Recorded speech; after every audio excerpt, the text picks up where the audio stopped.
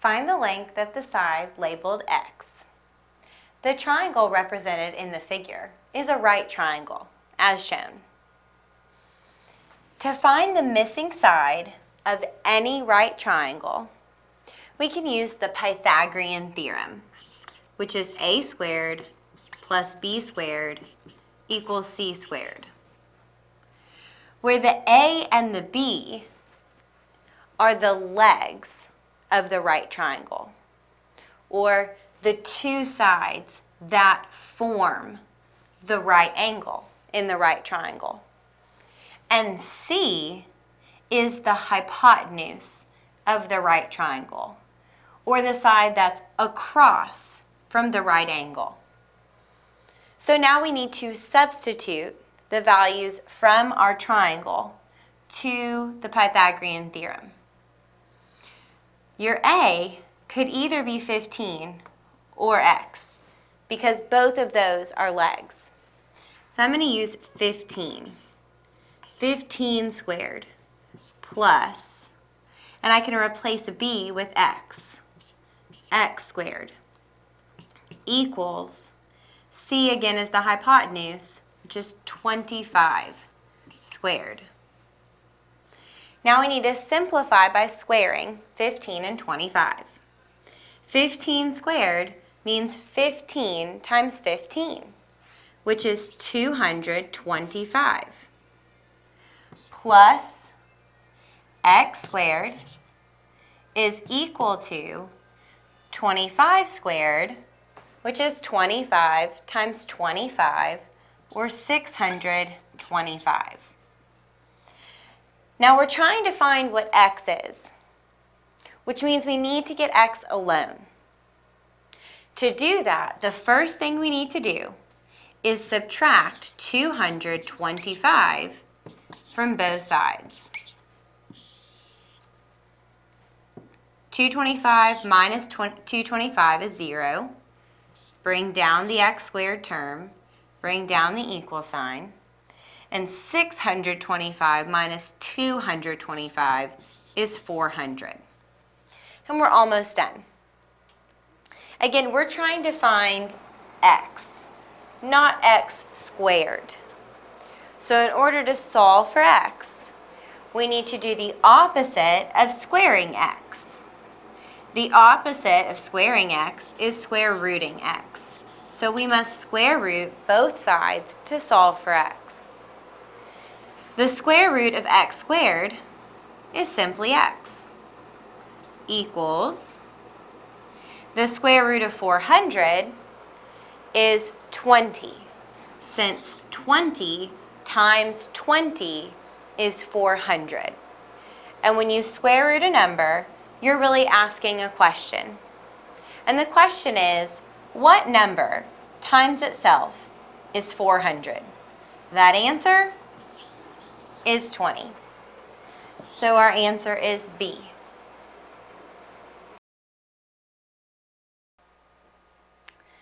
Jamie had $6.50 in his wallet when he left home. He spent $4.25 on drinks and $2 on a magazine. Later, his friend repaid him $2.50 that he had borrowed the previous day. How much money does Jamie have in his wallet? So the first thing I'd like to do is find the total amount of money that Jamie spent. And I see that he spent $4.25 and $2. So to find the total amount of money he spent, I need to add $4.25 plus $2. And it's very important that whenever you add numbers with decimals or subtract numbers with decimals, that you line up the decimals. So now I'm ready to add, and I can just bring my decimal down before I even start. 5 plus 0 is 5, 2 plus 0 is 2, 4 plus 2 is 6. So now I know he spent a total of $6.25. And if he spent that much money, then that's money that is taken away from what he had. So he started with $6.50, but he spent $6.25.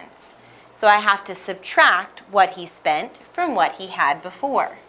And again, we need to line up our decimals. I can't take 5 from 0, so I'm going to borrow from this 5. It becomes a 4. And now I have 10 minus 5 is 5. And 4 minus 2 is 2. Can bring down that decimal. 6 minus 6 is 0. So that means after he spent the $4.25 on the drinks and $2 on the magazine, he only had 25 cents left. But his friend repaid him $2.50, which means his friend gave him $2.50. So that's money that's added to his total. So now I'm going to take what he had after he spent his money and add the money his friend gave him. And again, we line up our decimals. 5 plus 0 is 5. 2 plus 5 is 7. Bring down the decimal. 0 plus 2 is 2. So after spending money and getting repaid money, he now has a total of $2.75, which is answer D.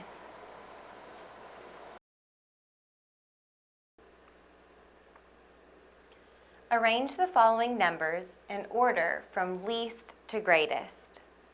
2 cubed, 4 squared, 6 to the 0 power, 9, and 10 to the first. The first thing we need to do is simplify these numbers. 2 cubed means 2 times itself 3 times. So that's 2 times 2 times 2. 2 times 2 is 4, times 2 is 8. So that is 8. 4 squared is 4 times itself 2 times. 4 times 4 is 16. Now this next one is very interesting because it doesn't matter what this number is. The base number doesn't matter. Any number raised to the 0 power is always 1. 9, of course, is simply 9. And 10 to the first is 10 times itself, 1 time. Or not really 10 times itself at all, it's just 10. You're not multiplying 10 by anything else because you just have 10 written 1 time.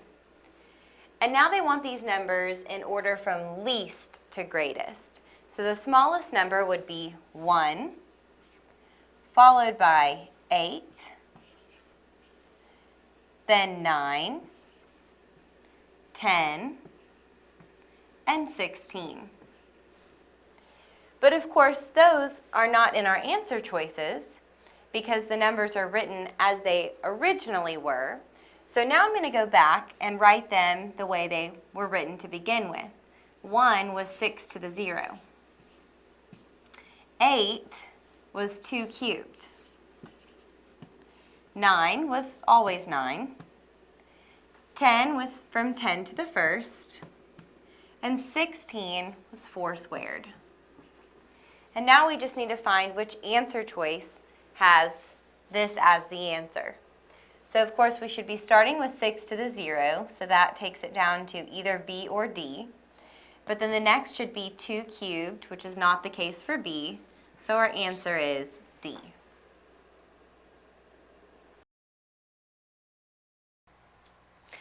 Mrs. Patterson's classroom has 16 empty chairs. All the chairs are occupied when every student is present. If 2/5 of the students are absent, how many students make up her entire class? This is a great problem to use a proportion to solve. We can take this fraction, 2/5, and use that as our first ratio. 2 being the amount of students who are absent out of the 5 total. And that equals Again, number of students who are absent divided by the total. And it says in the problem that there are 16 empty chairs, which means there are 16 students missing, since usually all the chairs are occupied when every student is present. So every empty chair is a student who's absent. So we have 16 absent students out of, and this is what we don't know. What's the total? How many students make up her entire class? And to solve a proportion, we simply need to cross multiply. 2 times x is 2x, and that equals 16 times 5, which is 80. And then we solve for x by dividing both sides by 2. And x equals 40. So that means there are 40 students in her entire class.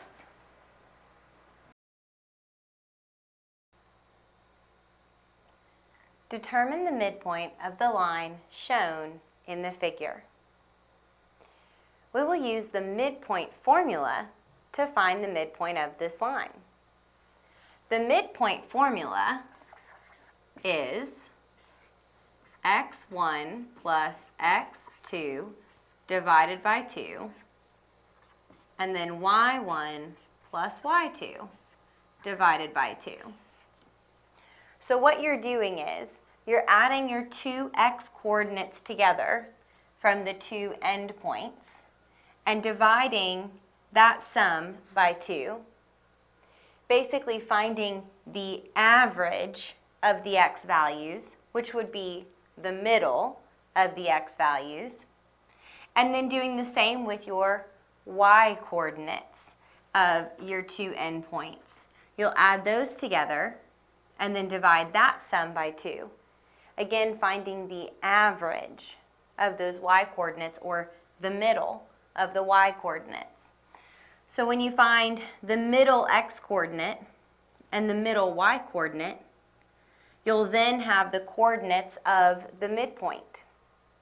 But first we need to know the coordinates of our endpoints. So this endpoint is at negative 1, 2, 3, 4, positive 1, 2, 3, 4. So these coordinates are negative 4, 4 for this endpoint. And this endpoint is at 1, 2, 3, 4, 5, 6, negative 2. These are my x1, y1, x2, y2 coordinates. And it doesn't matter which one you label as your x1, y1, as long as you label them consistently. For instance, this could not be my x2, y1. Since this is my x2 coordinate, that means this is my y2 coordinate. Those subscripts, the 1s and the 2s, all that means is this is the first point, this is the second point. But it really doesn't matter which point is your first and which point is your second. So I just usually label them from left to right. And now all we need to do is substitute and solve. So the midpoint is x1 plus x2, so negative 4 plus 6 divided by 2. And then y1 plus y2, 4 plus negative 2 divided by 2. Now we need to simplify by adding. Negative 4 plus 6 is 2 divided by 2. 4 plus negative 2 is 2 divided by 2. And finally we divide. 2 divided by 2 is 1. 2 divided by 2 is 1. So the midpoint is 1, 1, which you can see on this graph, over 1, up 1. And you know that point does look like it's right in the middle of that line. So that's our midpoint.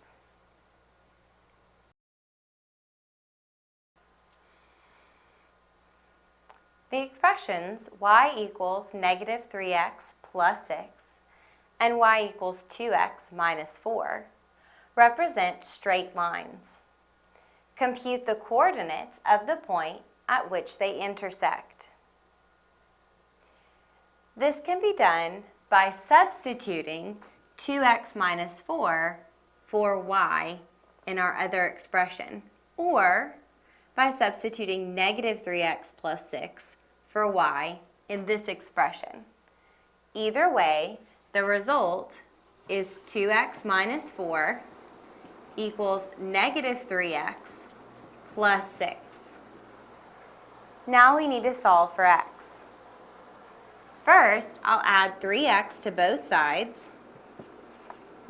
so that I can get all my x variables on one side of the equation. 2x plus 3x is 5x minus 4 equals negative 3x plus 3x cancels, and I'm left with 6 on the right side. Now we need to add 4 to both sides. Bring down the 5x.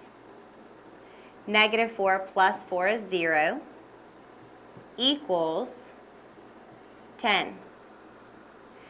And finally, we need to divide both sides by 5 to solve for x. 5 divided by 5 is 1, times x is x, and that equals 10 divided by 5, which is 2. We're halfway there now. We've found what x is. To find y, we need to substitute 2 for x in either one of these expressions. And I'm going to use the second one. Since x is 2, we need to replace x with 2 to find y. So y equals 2 times 2 minus 4. Y equals 2 times 2 is 4 minus 4. So y equals 0. Our ordered pair is 2, 0.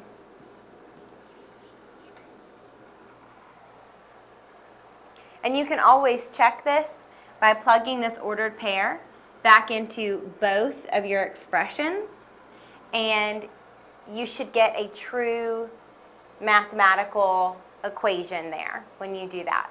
And if you didn't, then you know that you made an error somewhere in your work.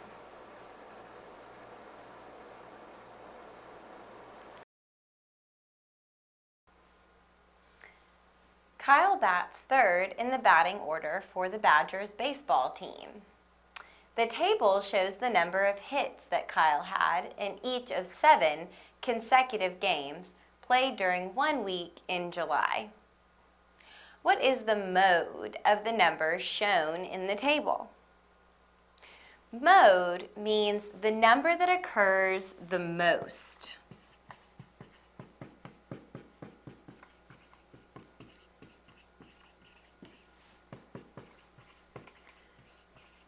So out of these numbers, 1 occurs 1, 2, 3 times. 2 occurs twice. 3 occurs once, and 4 occurs once. So the number that occurs the most, or the mode, is the number 1.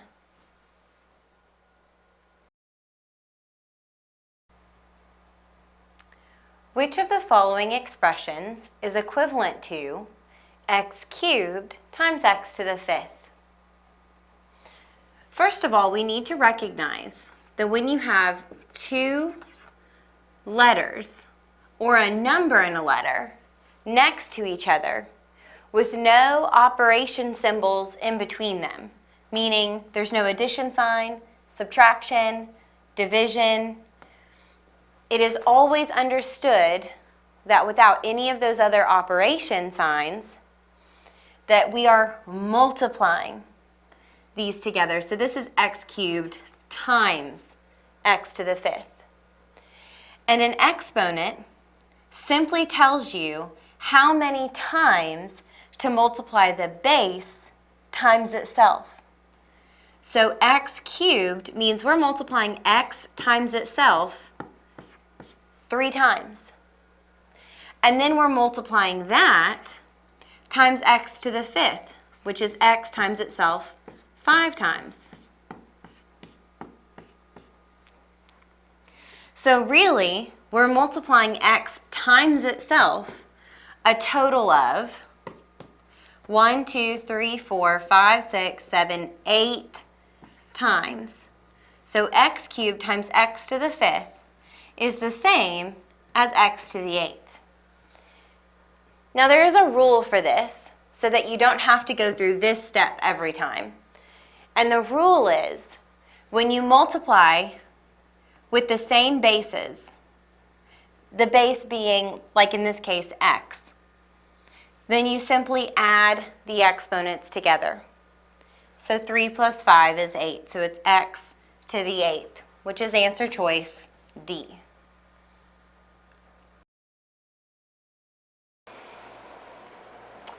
The diagram shows the outline of a racetrack for skaters, which consists of 2 long straight sections and 2 semicircular turns.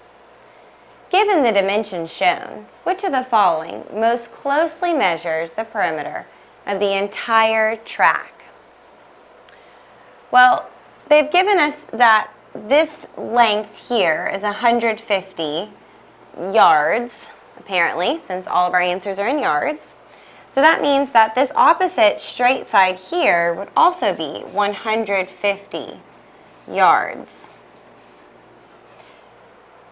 And actually, just from that amount of information, we can already start eliminating some answers.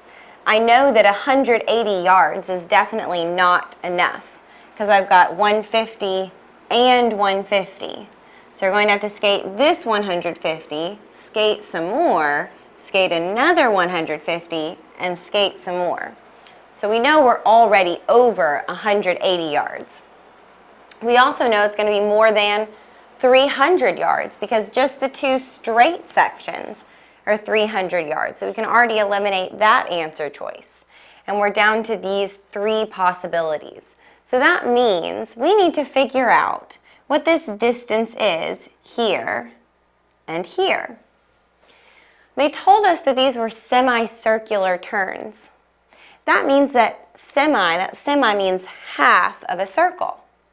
So if you take these 2 halves of a circle and you put them together, you get 1 whole circle. So really they're traveling the distance of 1 whole circle in addition to these straight sides here, which means we need to find the circumference of our circle to find the distance around the circle. That's what circumference is. And the circumference of a circle is pi times the diameter of the circle, which they gave us. They told us that this distance is 30. Well, that goes all the way across my circle. So that's my diameter. So my circumference is 30 pi. And pi is about 3. It's actually a little over 3. But since they said most closely measures, we'd probably be okay just using 3 for pi. So our circumference is about 90 yards. Plus, we have these straight sides. So the total distance around the racetrack would be the 150 yards plus 150 yards for our 2 straight sides, plus the about 90 for these 2 curved sides, the semicircular, which is 390 yards. Now, if you'll remember, we rounded pi down. It's actually over 3. We rounded it down to 3. So really our answer is a little bit higher than 390, which is answer choice D, 395 yards.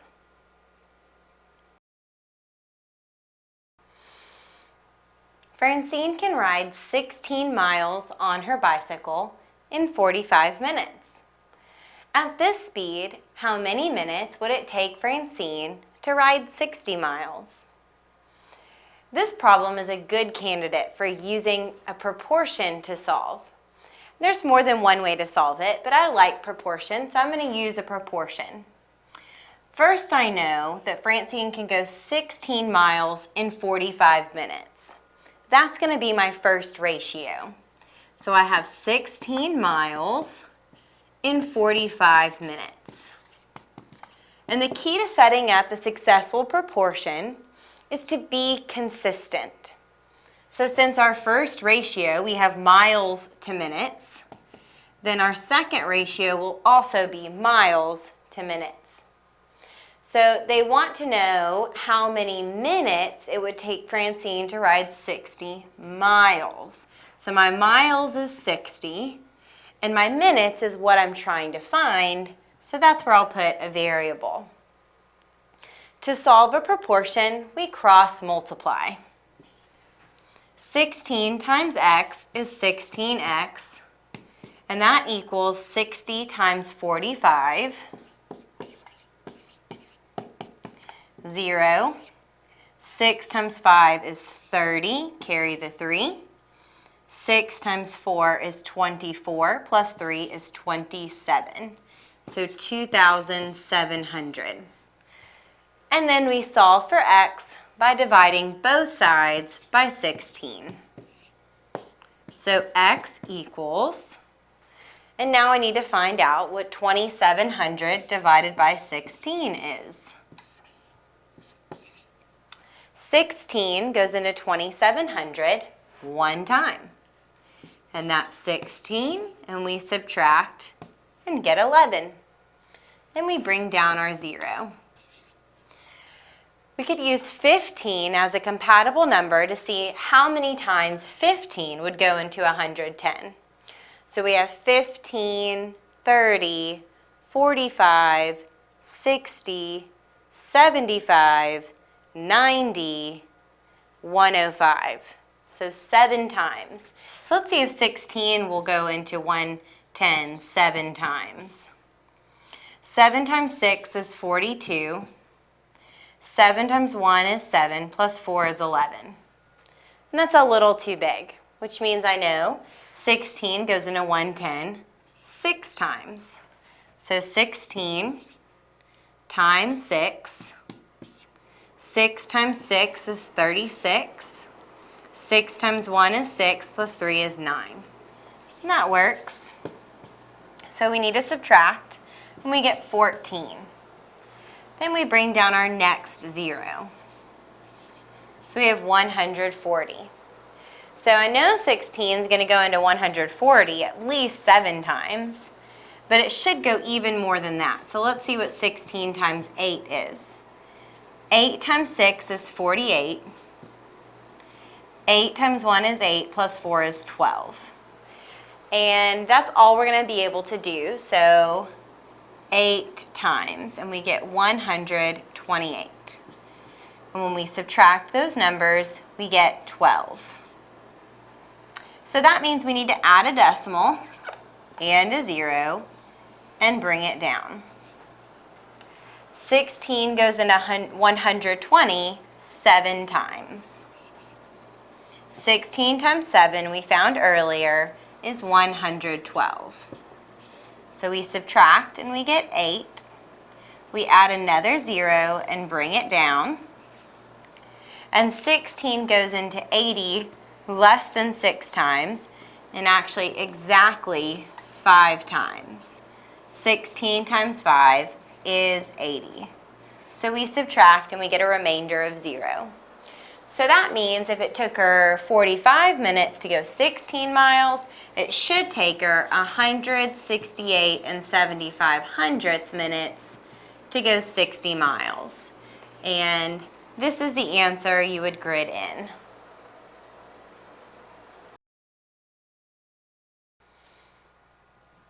David bought 200 shares of Oracle stock yesterday and sold it today.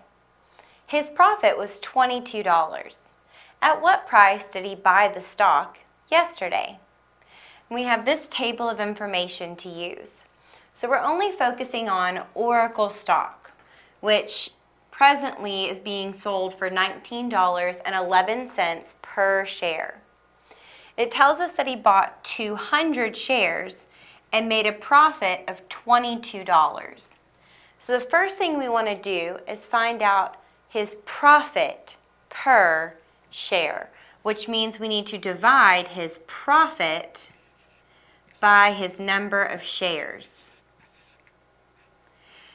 200 does not go into 22, so I have to add a decimal and a 0.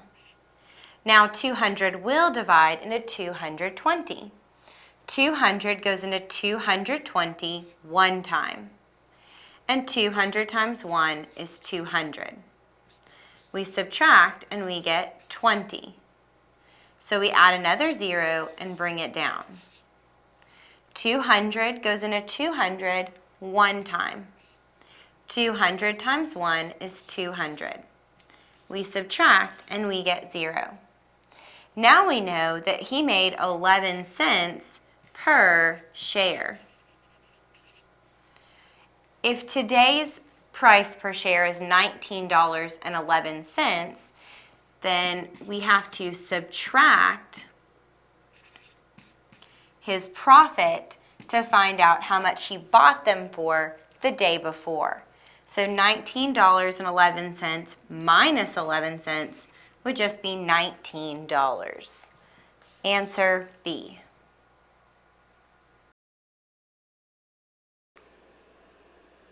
Which of the following expressions is equivalent to the quantity A plus B times the quantity A minus B? Well, this is actually a rule that you would memorize, but you don't have to memorize it. You can always just take these binomials and multiply them together using FOIL. The F stands for first, meaning to multiply the first terms in each set of parentheses. So A times A. And A times A is A squared. Then O stands for outer or outside. So you multiply the two terms on the outsides, or A and negative B. So A times negative B is negative AB. I stands for inner or inside. So you multiply the two terms on the inside, B and A. B times A is BA or AB, so plus AB. And finally, the L stands for last. So you multiply the two terms that are in the last positions of each set of parentheses. Positive B times negative B, which is negative B squared. Then to simplify, we combine like terms. Negative AB and positive AB are like terms, and they cancel each other out because they're additive inverses of each other, or opposites. So we're left with A squared minus B squared, or answer A.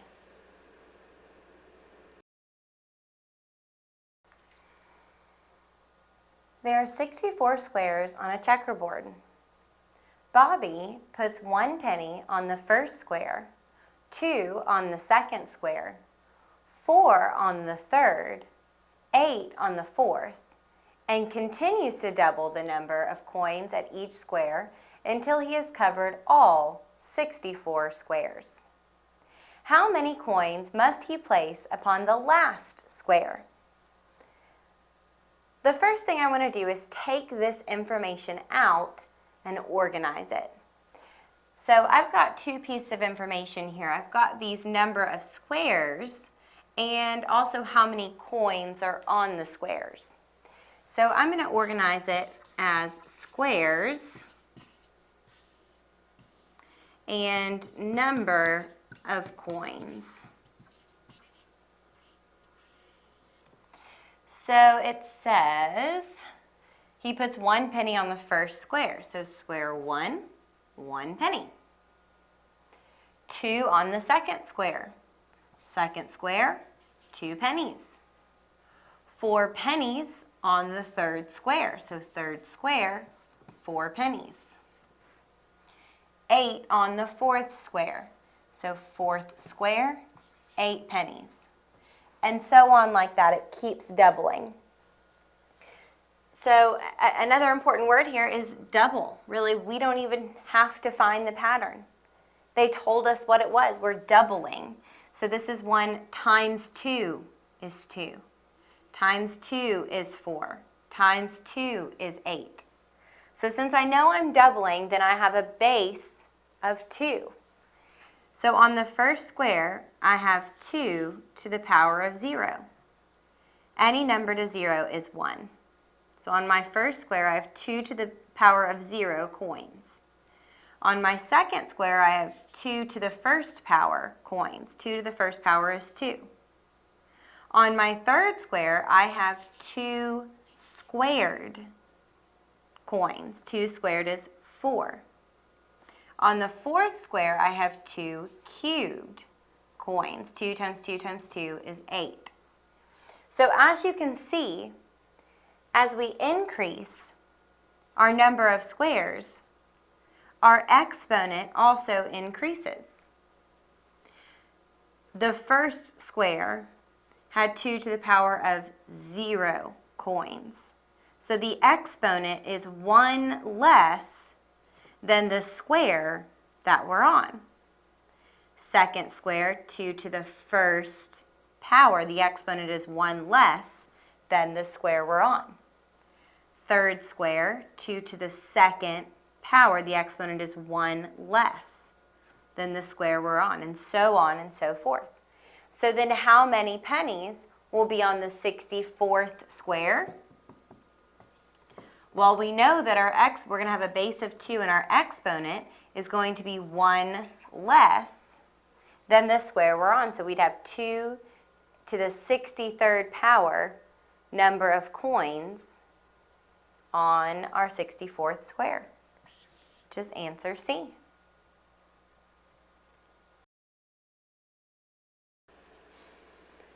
Chan receives a bonus from his job.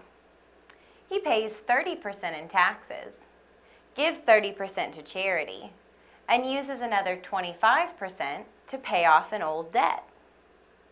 He has $600 remaining from his bonus. What was the total amount of Chan's bonus?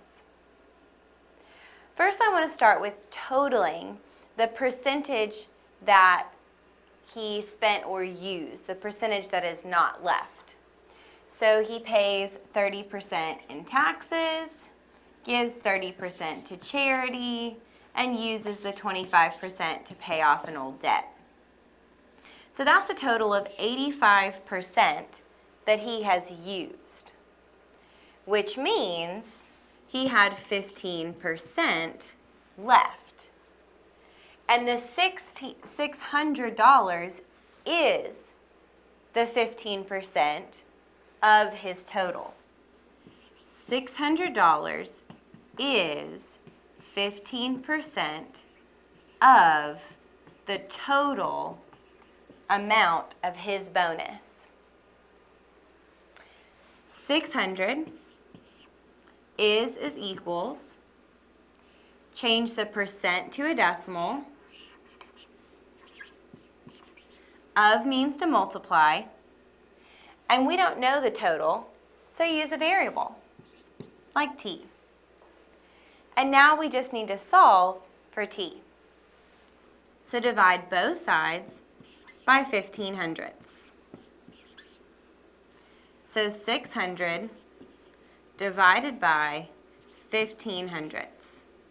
We need to move the decimal 2 places to the right, so we do the same to 600, add 2 zeros, and 15 goes into 60 4 times.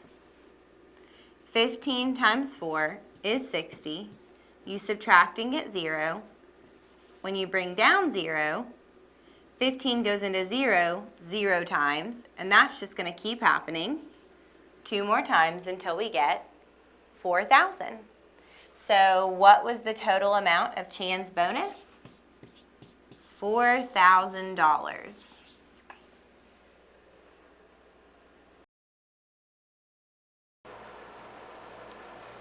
If A equals -6 and B equals 7, then 4A times the quantity 3B plus 5 plus 2B equals, if we want to find the value of this expression, then the first thing we need to do is substitute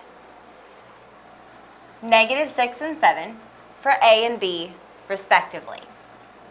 So 4, this is actually 4 times A. Anytime you see a number and a letter written next to each other like this, that's multiplication. So I know that when I replace A with a -6, it's going to read 4 times -6. And you can use a little dot for a time sign, or you can even use the X for the time sign. But I'm just going to use parentheses. And then these parentheses here, since there's no sign between the A and the parentheses, not a plus sign, not a minus sign, or a division sign, again, it's understood to be multiplication. So this is times the quantity, 3, again, times B. B is 7, plus 5, plus 2, again, times B, which is 7.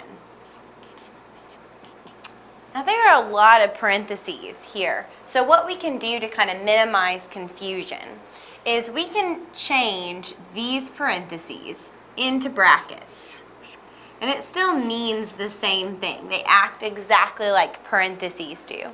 But sometimes it makes it look a little less confusing if you don't have all those parentheses everywhere. So in order to simplify this expression, we have to follow the order of operations, sometimes referred to as PEMDAS. I'm going to write that over here just so we have it to refer to,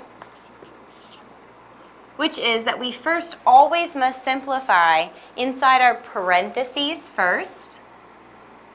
Then we would simplify any terms with exponents next, followed by simplifying our multiplication and division operations from left to right in our expression.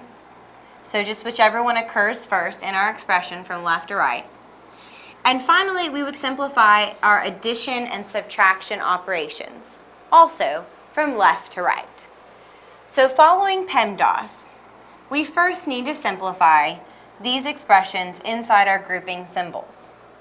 So I'll bring down my 4 times -6, and then inside my grouping symbols, I also have to follow the order of operations.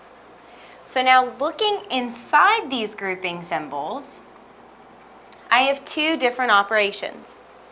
I have multiplication, 3 times 7, and addition, plus 5. So if we refer back to PEMDAS, we need to do our multiplication before we do our addition. So I'm going to start by multiplying 3 times 7, which is 21. And I'll bring down plus 5 plus 2 times 7. We haven't finished simplifying inside our parentheses, or grouping symbols. So we must continue simplifying inside our grouping symbols until we're done. So that means the next thing I'm going to do is simplify 21 plus 5. So I have 4 times -6 times the quantity 26. And I can now just use parentheses again because I'm just multiplying times another number, plus 2 times 7. So we finished with the parentheses, which really, I know it looks like we haven't, but what this parentheses, what that P actually means is not just parentheses. Any parentheses you do, simplify them. No. Doesn't mean that. It means any parentheses that act as grouping symbols. So parentheses that group more than one term together. And if you'll look at our parentheses, none of the ones we have up here are grouping more than one term together. Each set of parentheses just has a term in it because it's really acting as a multiplication sign not as a grouping symbol in this case. So the only operations we have left are multiplication, 4 times -6 times 26, and addition. And again, according to PEMDAS, we need to do that multiplication before we get to addition. And we work multiplication division simply from left to right. So I'll first multiply 4 times -6, which is -24. Positive times a negative is a negative, times 26 plus 2 times 7. So we want to continue working our multiplication from left to right until we've simplified all multiplication, which means I need to multiply -24 times 26 next. And I'm going to do that just right here to the side. 26 times 24. 4 times 6 is 24, so you write the 4 and carry the 2. 4 times 2 is 8, plus 2 is 10. And then we use a 0 placeholder so we can move on to the 2. 2 times 6 is 12, write the 2, carry the 1.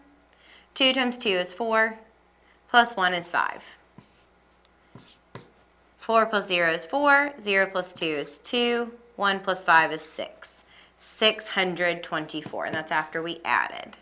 But it was a positive 26 times a negative 24, which means it's a negative 624 plus 2 times 7. We're almost there. We need to continue with our multiplication until we've multiplied all the terms there are to multiply, which means we next need to multiply our 2 times 7. So we have negative 624 plus 2 times 7 is 14. Now we finally simplified it down to our very last operation, and that is addition. And we're adding two numbers with different signs. One's negative, one's positive.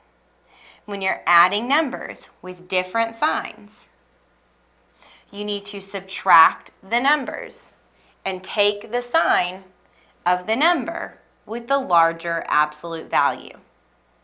So 624 minus 14 is 610.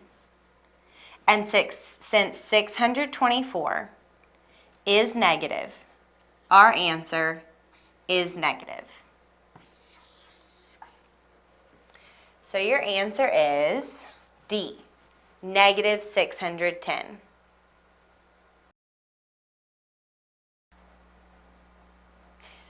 Which of the following could be a graph of the function y equals 1 divided by x? Let's start with B. This is a linear function. In fact, it even looks like the parent function of a linear function, which is y equals x.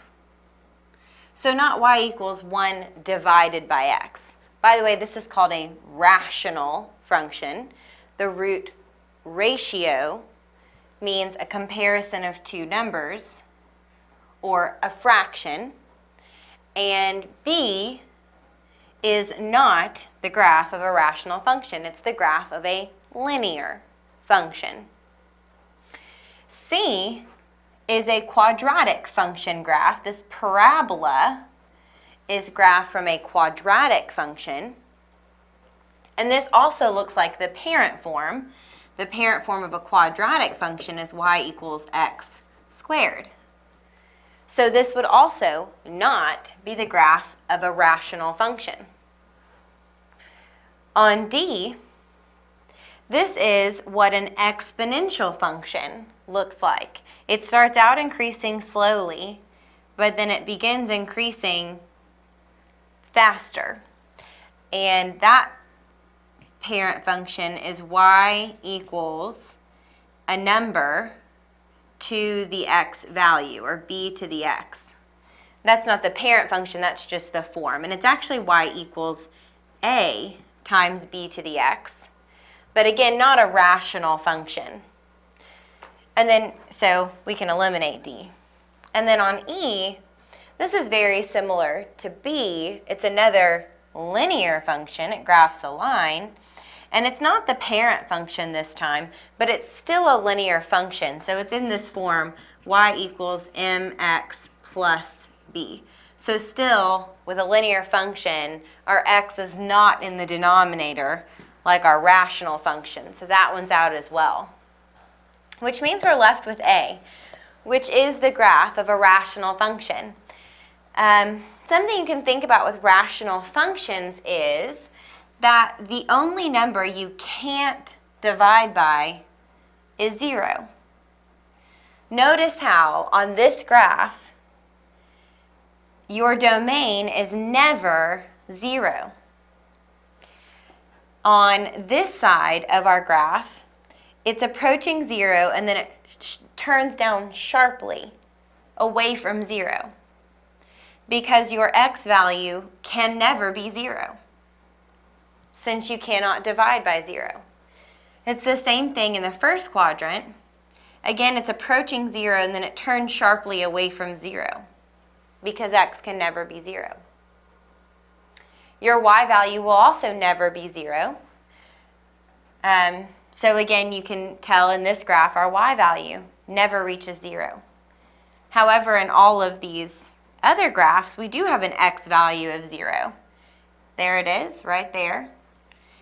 Right there, our x value of 0.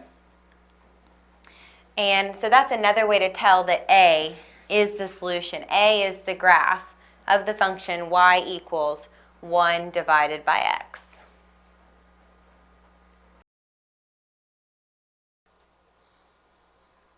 In the figure, segment BC is 4 units long. Segment CD is 8 units long. And segment DE is 6 units long.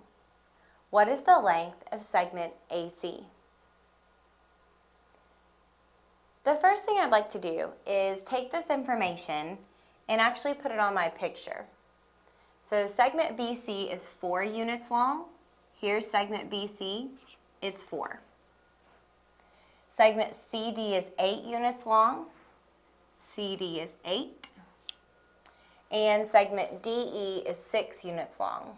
DE is 6 units long. These triangles are not congruent, and that's obvious if you're looking at them. You can see this triangle smaller than the other one. However, these right angles are congruent. These vertical angles are congruent. And since 2 angles of this triangle are congruent to 2 angles of the other triangle, that means that the third angles, angle E and angle A, are congruent to each other. Therefore, these 2 triangles are similar to each other because all 3 of their angles, all 3 of their corresponding angles are congruent to each other. And since these triangles are similar, that means that their corresponding sides are proportional. You see that segment BC is half of segment CD. 4 is half of 8. So if we can find the length of segment CE, then we know the length of segment AC is half of that. We're going to find the length of segment CE using the Pythagorean theorem. A squared plus B squared equals C squared. We have our 2 legs. 8 squared plus 6 squared equals C squared. 8 squared is 64 plus 6 squared is 36 equals C squared. 64 plus 36 is 100 equals C squared. Then to solve for C, we need to square root both sides. The square root of 100 is 10, and the square root of C squared is C. So the length of segment CE is 10. And again, the lengths of the sides of triangle ABC are half the corresponding sides of triangle CDE. So since the length of segment CE is 10, that means that the length of segment AC is half of that, or 5. So answer B.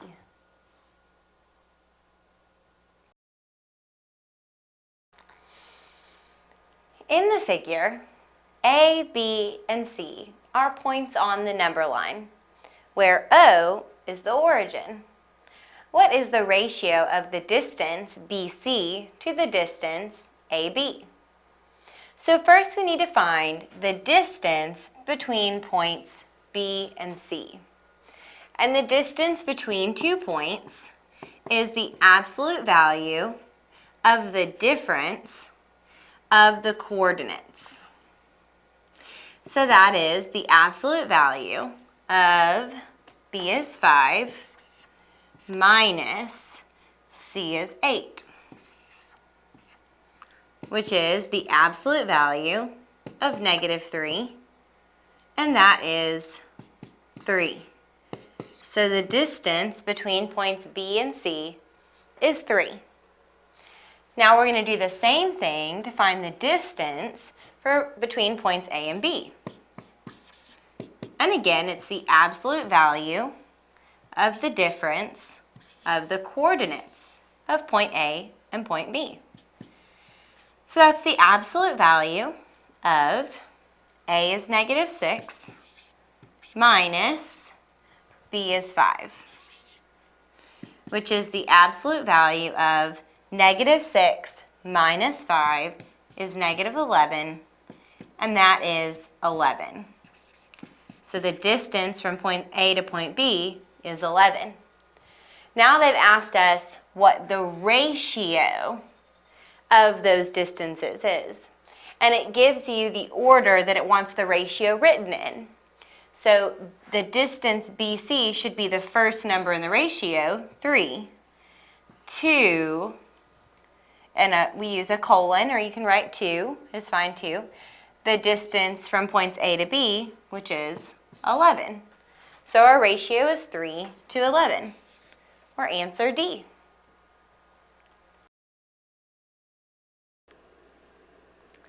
A combination lock uses a 3-digit code.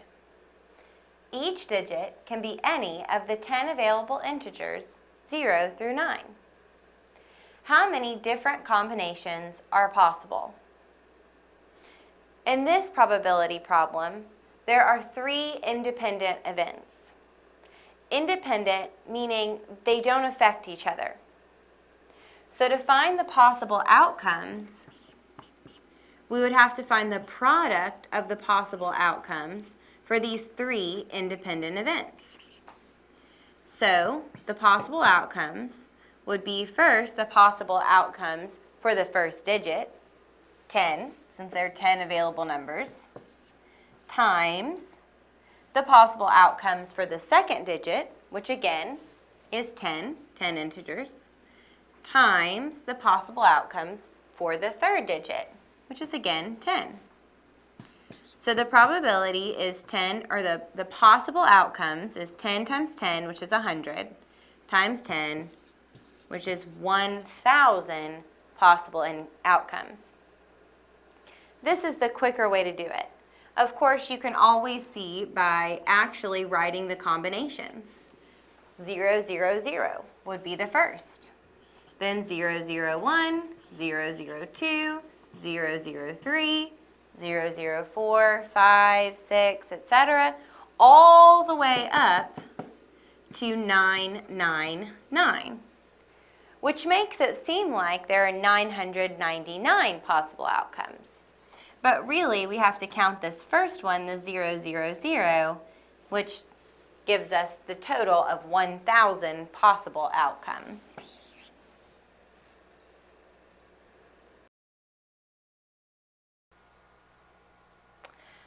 Pradeep decides to invest $4,500 in Cisco Systems stock and buys it at the price shown in the table. At what price should he sell it to obtain a profit of 10%? So he's buying Cisco Systems stock at $3.50 per share. If he wants to make a profit of 10%, then he needs to sell his stock when the price per share is 10% higher. And there are several ways to solve this problem. I'll show you one. So first I want to know, what is 10% of $3.50? Well, of means to multiply. So I'm multiplying times 1/10 or times 10/100ths. And multiplying times 10/100ths means just moving that decimal one place to the left. So that is 35/100ths or 35 cents. So that means that his stock needs to be 35 cents higher. The price per share needs to be 35 cents greater. So $3.50 plus 35 cents is $3.85. So in order to make a profit, a 10% profit, then he needs to sell his stock at $3.85 per share.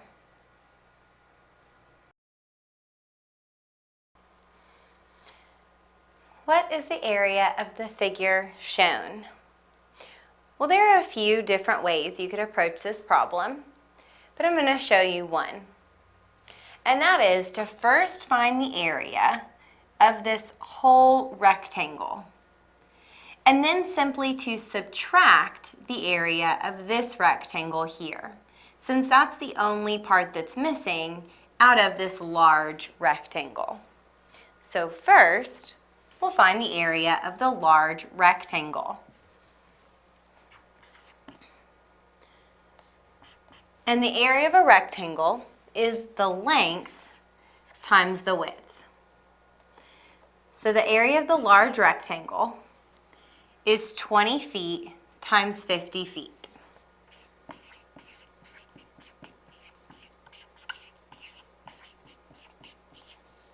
So the area is 2 times 5 is 10, 0, 0. 1,000 feet times feet, feet squared. So the area of the large rectangle is 1,000 feet squared. Now we need to find the area of this smaller rectangle, the only part that's missing out of our large rectangle. So I'm going to label this. This is the area of the large rectangle. Now we're going to find the area of the small rectangle. So again, area is the length times the width. And we have the length and the width for our small rectangle as well, 15 feet and 6 feet. So the area is 15 feet times 6 feet. 6 times 10 is 60. 6 times 5 is 30. So 30 plus 60 is 90. Feet times feet is feet squared. So the area of this little rectangle is 90 feet squared. So to find the area of this figure, we have to subtract the area of our large rectangle, 1,000 feet squared, minus the area of that small rectangle cutout, which is 90 feet squared.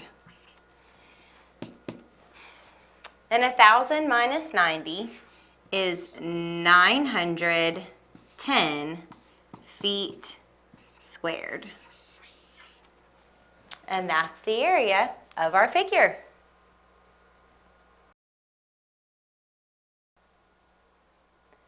Raphael has a business selling computers. He buys computers from the manufacturer for $450 each and sells them for $800.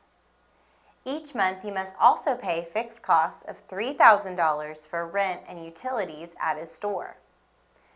If he sells N computers in a month, which of the following equations can be used to calculate his profit? Profit. Profit is found by subtracting the money you spend from the money you earn.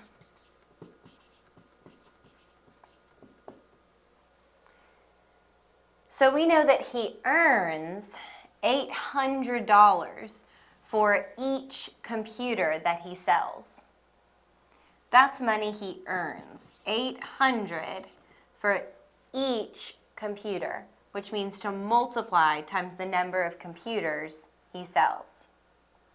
And that's all the money he makes, so everything else is money he spends. So from the money he earns, we need to subtract $450 for each computer, because that's how much he has to pay the manufacturer.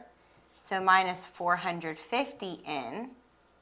And we also have to subtract $3,000 flat. So just $3,000. Now if we compare what we have to these equations, we know we can already eliminate A. It doesn't even take the 3,000 into account, so A's out. On B, if we distributed this in, we'd be subtracting 3,000 in, which is not right. We're not losing $3,000 for every computer we sell, so B's out. On C, it has us multiplying 3,000 times in, which would be great. He'd be making tons of money, but that's not this situation. In D, when we distribute the n, the number of computers, n times 800, 800 n, minus n times 450, so minus 450 n, and then minus 3,000. So D's looking pretty good. The problem with E is, instead of subtracting the 3,000 he spends on rent and utilities, they're adding it back in like that's more money he's making. But he's not making that money, he's losing that money. So D would be the correct answer choice.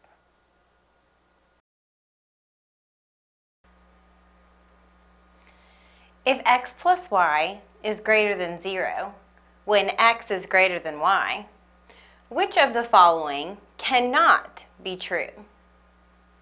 This word when is very important because it means we're only looking at the situations when x is greater than y.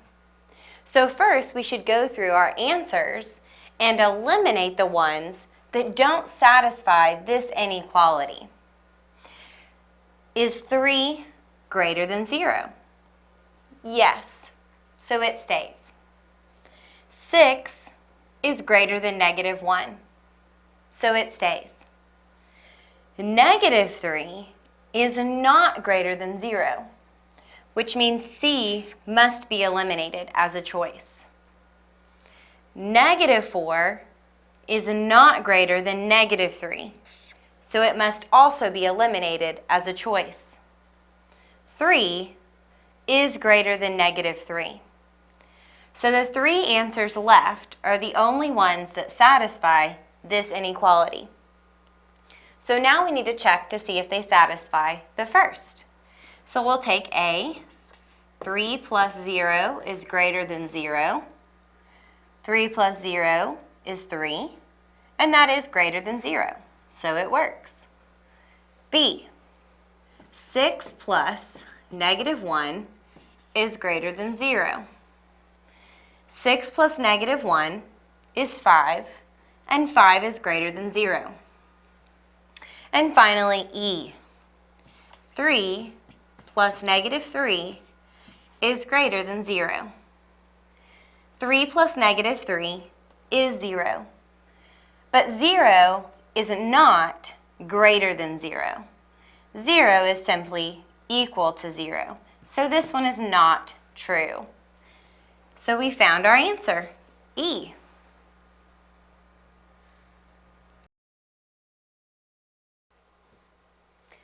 The Charleston Recycling Company collects 50,000 tons of recyclable material every month. The chart shows the kinds of materials that are collected by the company's 5 trucks. Approximately how much paper is recycled every month? This pie chart is a total of 100%. and it's a total 100% of 50,000 tons. So this 40% means 40% of the total. Paper is 40%, so 40% of the total amount of recyclable material collected, or 50,000 tons, 40% of that is paper. And that's what we want to find, is how much is that? Well, of means to multiply. And I'm going to multiply 40% and 50,000, which means I need to change 40% to a decimal. So move the decimal 2 places to the left. So I'm actually multiplying 4/10, or 40/100ths, it's the same thing, times 50,000. So we have 50,000 times 4/10. 4 times 0 is 0, 4 times 0 is 0, 4 times 0 is 0, 4 times 0 is 0, and 4 times 5 is 20. We have one number behind the decimal, so our answer should have one number behind the decimal, and we get 20,000 tons. So 20,000 tons of the total 50,000 tons of recyclable material is paper.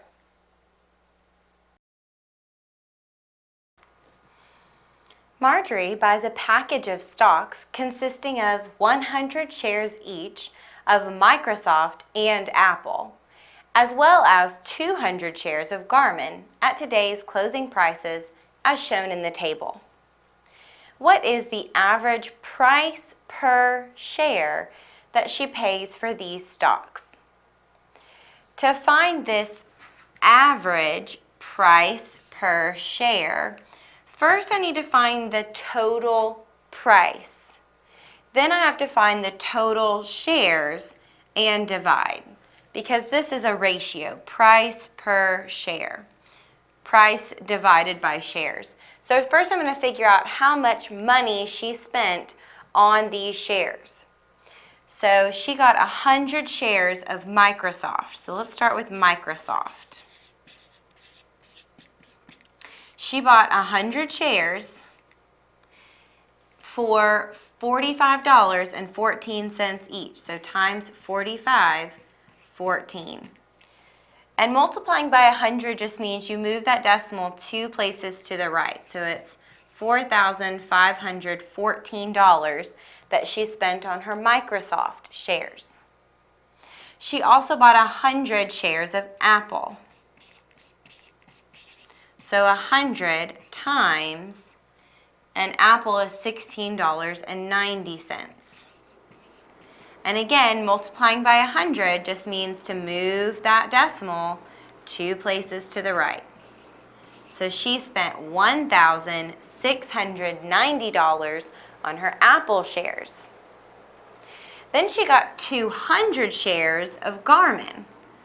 So Garmin, 200 times, and Garmin is $29.30. So multiplying by 100 means we move it 2 places to the right, but multiplying by 200 means not only do we multiply or move our decimal 2 places to the right, but we're also going to double that number. So if you double 0, you get 0. If you double 3, you get 6. If you double 9, you get 18, and then we carry the 1 over here, and 2 times 2 is 4 plus 1 is 5. So all I did was multiply 200 times $29.30. So I can use this then to find my total amount of money spent. I'm just going to move this up a little so I have some more room. So I'm going to add these 3 costs together to find my total cost, or my total price. So 4 plus 0 is 4. 1 plus 9 is 10, plus 6 is 16. And then we have 8 plus 6 is 14, plus 5 is 19, plus 1 is 20. 5 plus 1 is 6, plus 4 is 10, plus 2 is 12. So that means she spent a total of $12,064 on all of these stocks. That's our price. Now we need to find our shares. And that total can be found right here. Just add these up. 200 plus 100 plus 100. That's a total of 400 shares. So the average price per share would be $12,064 divided by 400 shares. So all we have to do is divide those two numbers.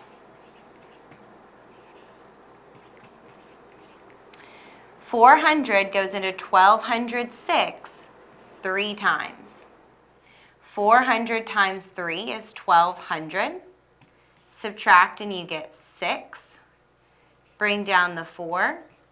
400 does not go into 64 at all, so that's a 0, which means we add a decimal and a 0 and bring it down. 400 goes into 640 1 time, so bring that decimal up. 1 times 400 is 400. Then you subtract and you get 240. Add another 0, bring it down. And 400 goes into 2400 6 times. 400 times 6 is 2400. You subtract and you get a remainder of 0, which means the average price per share is $30.16.